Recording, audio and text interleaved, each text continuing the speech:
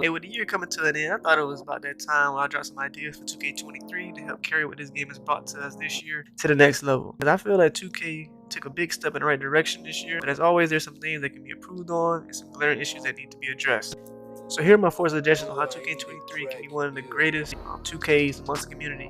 So Ronnie and Mike Wayne, hope y'all are listening. With 2K23, I believe the theme needs to be full immersion. I know you guys are already at the door. You guys been knocking on the door with these quests, these objectives, making the city more active and stuff like that. But even y'all even brought back affiliations, which is pretty dope. But even though you guys did these things, I think the execution of them can be built upon. And here's how. First, with rivalries, with these different affiliations, we need to have a real sense that there's a legit rivalry going on in this city. And I mean, like, for one, we shouldn't be penalized for playing in another person's neighborhood. Instead, we should be incentivized to do that.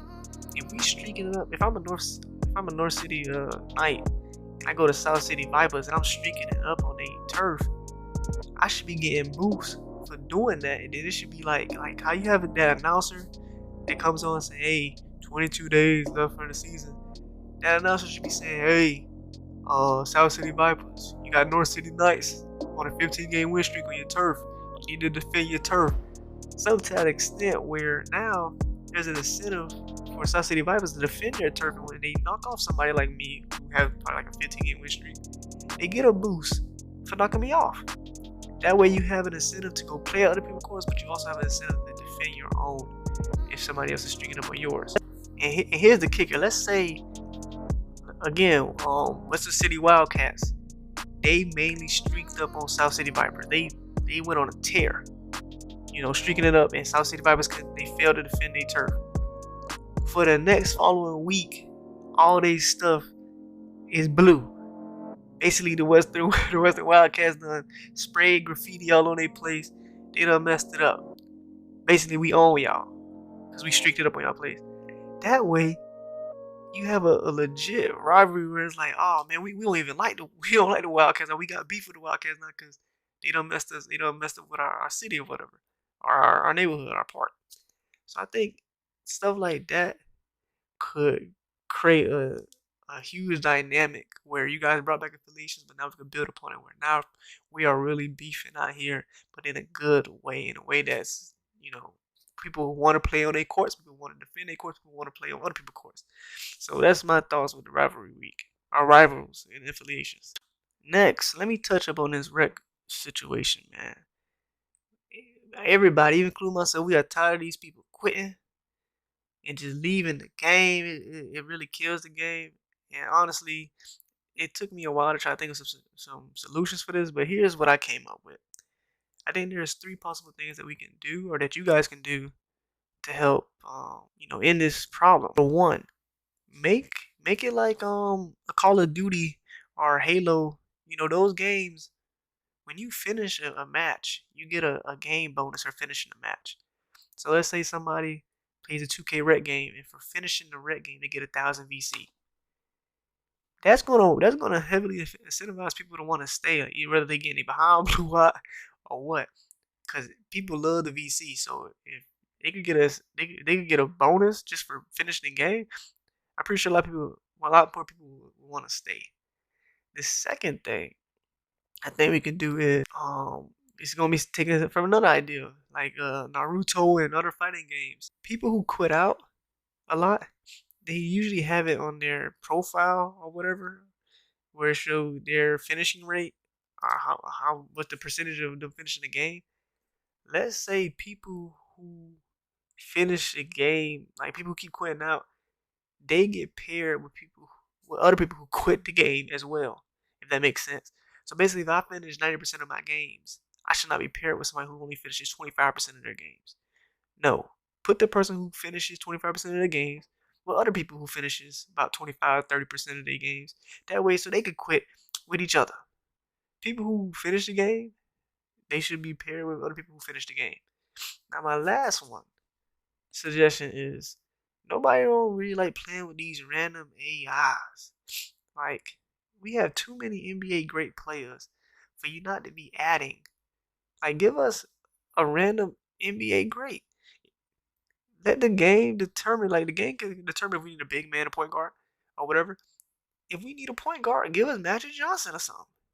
Give us a John Stockton, a Gary Payton. If we need a big man, give us a Shaq, a David Robinson, Wilt Chamberlain. Give us a legit NBA great player.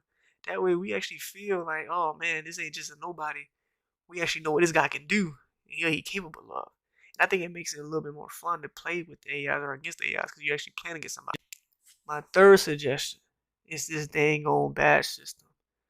I know people may not like this or whatever, but we need to go back to 2K16 badge progression system because I honestly believe badges like Flow General, Dimer, Clutch Shooter, um, badges like that, you shouldn't be able to just click a badge on when that's not even your playstyle. That's not what you do. Like those badges are I feel more all badges should be earned. Back in 2K16, if you wanted Dimer, you had to get 10 assists in 10 games. You wanted Rebound Chaser, you had to get 100 rebounds. And I honestly think we can, carry this over to the rec or even park where people can still earn their badges playing these things. But it should be earned. It should be based off your playstyle, not just, oh, I got 12 badges, so I'm just gonna put it on pickpocket. But you don't even know how to pickpocket. You don't even know how to reach. You just reaching, and then you praying that the badge saves you. So that's my thing. And then y'all need to bring back some of these personality badges, like Alpha Dog, Lone Wolf, Team Player. Team Player should be the badge where somebody who passes the ball a lot, they do that so they earn the Team Player badge and they naturally boost their teammates' performance. The Lone Wolf badge, it has it where you don't need a good pass or whatever. You can make your own shot. But I think this gives the opportunity for 2K to create some fun badges.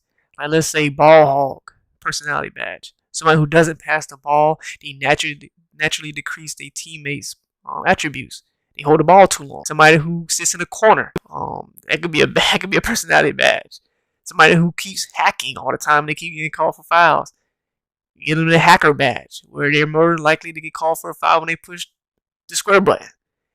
Stuff like that, I think, will make us be more immersed into our person, but also conscious of what we're doing and how we plan.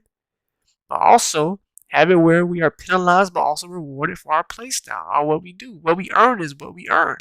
And for my last suggestion, the big one, I think it's time for in career mode we're able to work on two builds at the same time. And I feel like the way this can be done is when we create a story, we don't just make one build, we make two builds and we put them on the same team. Kind of like a dynamic duo with Shaq and Kobe, D-Wade, LeBron, Stockton, and Malone. I don't know if you guys could, do a story with two players like in previous 2Ks, but have it where we're working on two builds simultaneously in a game where, let's say the first half I'm working on my point guard, the second half I'm working on my small forward. I think that will make it to career mode a little bit more fun, but also enjoyable because you know that, hey, I'm not just working on one build, I'm working on two. And the way you guys have career mode set up, y'all have our teammates play so trash. We had James Harden, KD, and these guys play so trash. So I think it'll be pretty like a breath of fresh air if we had another player that we could team up with when we play in these career games. But also have it where they can still earn patch progression or stats based off what we're doing for them. But those are my suggestions. Y'all can let me know what y'all think. Or any other suggestions that y'all feel like I missed that could make 2K23 go to another level. Leave it in the comments.